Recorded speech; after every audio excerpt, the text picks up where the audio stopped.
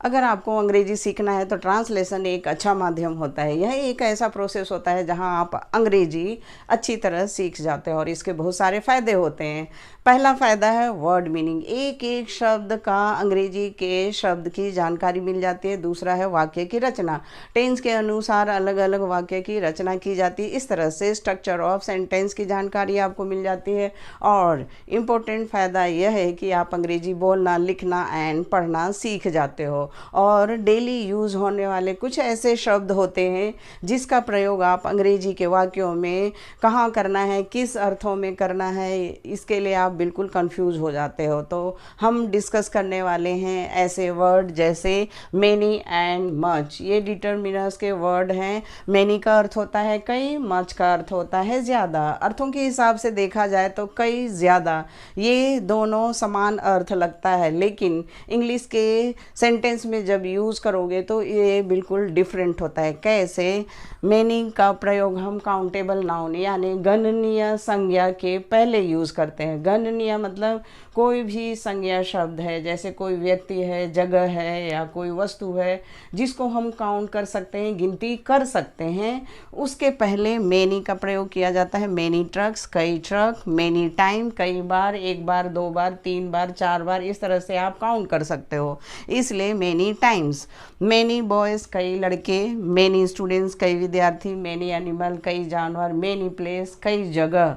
और मच का प्रयोग हम अनकाउंटेबल नाउन यानी अगणनीय संज्ञा के पहले यूज़ करते हैं, या फिर कभी कभी संज्ञा के जगह में ही मच का प्रयोग किया जाता है। उदाहरण से जैसे स्मोक टू मच, यहाँ स्मोक वर्ब है। सेंटेंस से मैं समझा देती हूँ। यू स्मोक टू मच, तुम बहुत ज़्यादा धूम्रपान करते हो। तो स्मोक मतलब होता है धूम्रपान करना, और टू मच यह नाउन के जगह में ही यूज़ किया गया है, जिसका अर्थ होता है बहुत ज़्यादा धूम्रपान। नेक्स्ट है मच राइस, चावल, ज़्यादा चावल। चावल को हम गिनती नहीं कर सकते हैं, इसलिए राइस के पहले मच। वेरी मच, बहुत ज़्यादा दर्द, वेरी मच, बहुत ज़्यादा दर्द, बहुत ज़्यादा कठिनाई। मच बेटर, बहुत अच्छा अनुभव, बहुत अच्छा फीलिंग। मच मिल्क, ज़्यादा दूध। मच डिफ़िकल्टी, ज़्यादा परेशानी, ज़्यादा कठिनाई।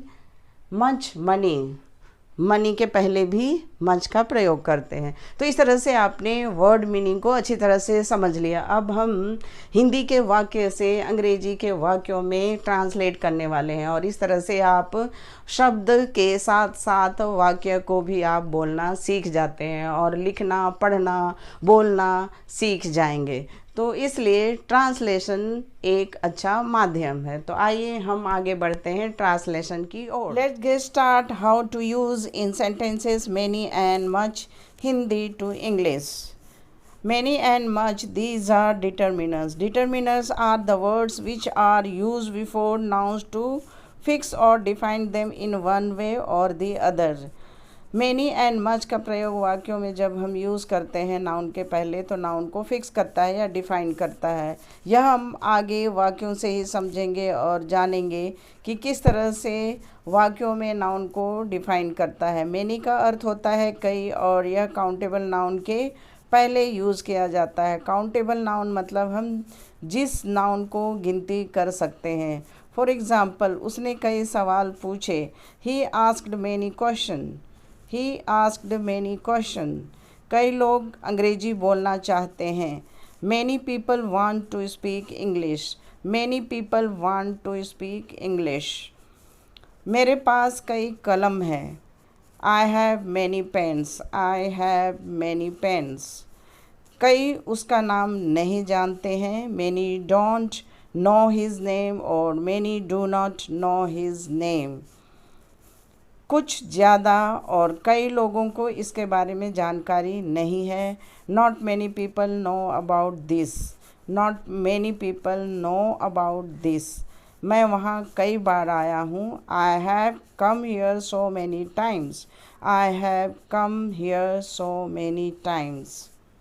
मीटिंग में अच्छे भले 5000 लोग उपस्थित थे। As many as 5000 people attended the meeting. As many as 5,000 people attended the meeting. मैं उससे पहले कई बार मिला हूँ.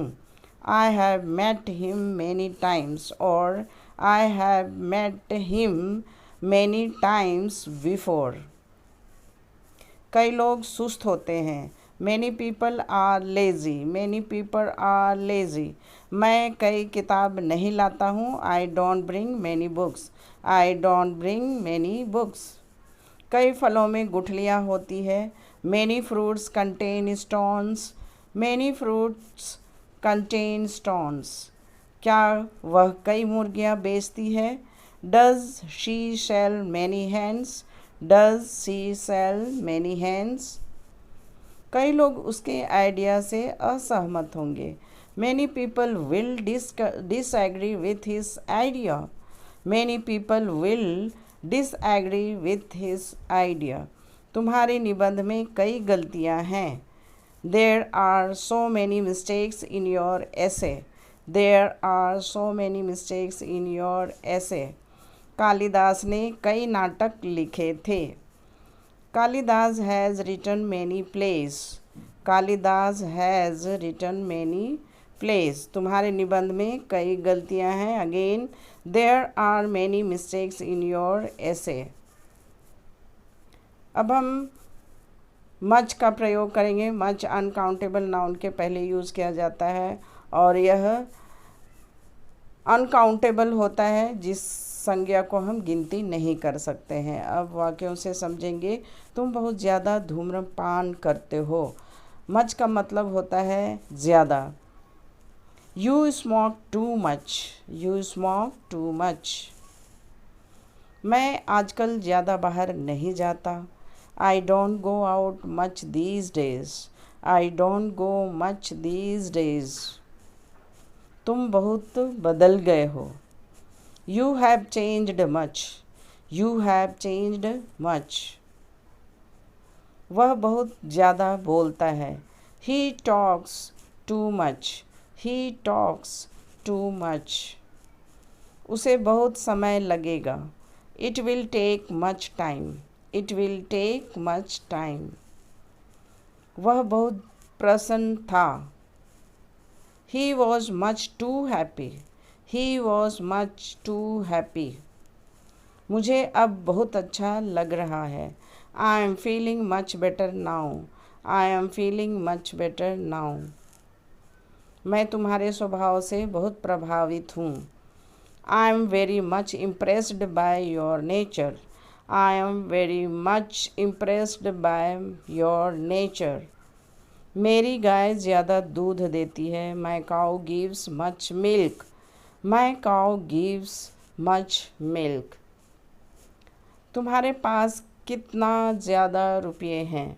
How much money do you have? How much money do you have? मैं ज़्यादा नहीं खा सकता. I couldn't eat much of it. I couldn't eat much of it. अगर मेरा वीडियो अच्छा लगा हो तो ज़रूर से ज़रूर सब्सक्राइब करें, लाइक करें एंड शेयर करें. Thank you. All the best.